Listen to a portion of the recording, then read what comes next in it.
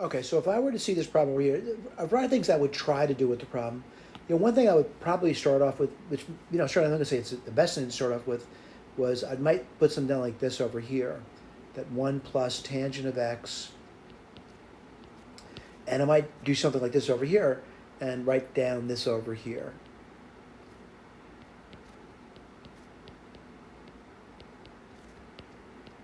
What would that give me? Let's write this down. It would give me 1 minus tan x on top. On bottom, you get 1 minus tangent squared. Now that might seem like a good idea, but I'm looking at that and I'm wondering, what am I going to do with that? I mean, I'm looking at it, and it just doesn't seem to go anywhere. So then I would rethink it and erase this over here. And again, dead end or not, I'm not willing to work on that further. Then kind of look at it a little bit further. And I'll be honest, I don't think I would stumble on this within a reasonable amount of time. It would probably take me a little time to think through it.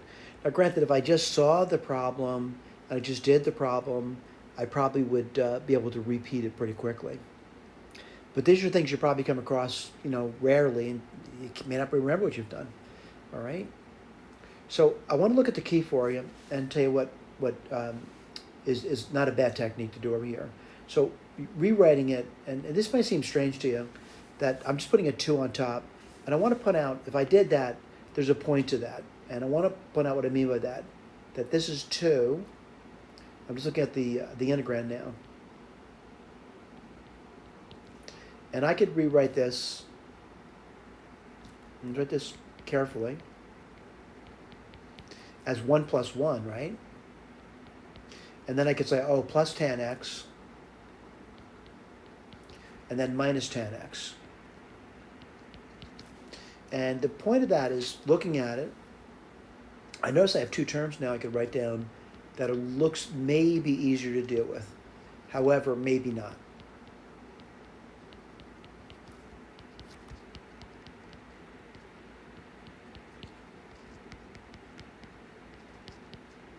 Now, why is that? This first term over here really kind of reduces nicely just to the number 1. But then I'm kind of wondering about this guy over here. So I'm thinking it's okay to get there, but what do I do now? All right, let me get my eraser out, and I kind of understand how they got here. Remember, we just did that. That was 1. And we're here. All right? Now, looking at that, I think we did it before. But like a lot of things in life, I think I've done before. I just can't remember exactly what I did. So let's write this down for you. So it's 1 minus tangent x and 1 plus tangent x dx. Well, I'm going to write things in terms of sines and cosines. This will be 1 plus sine x over cosine x.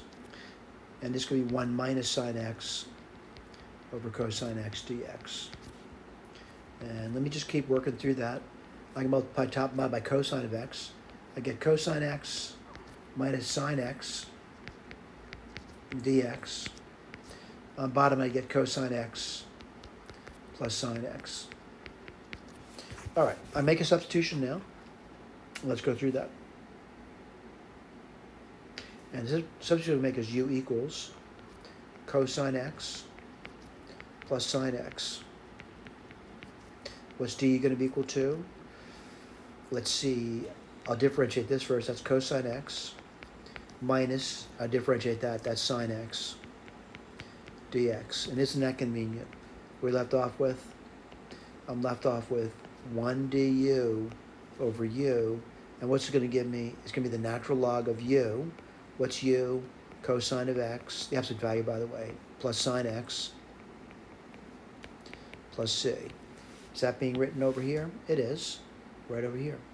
So let's do that. We did this one prior, and again, I may remember that depending how often you're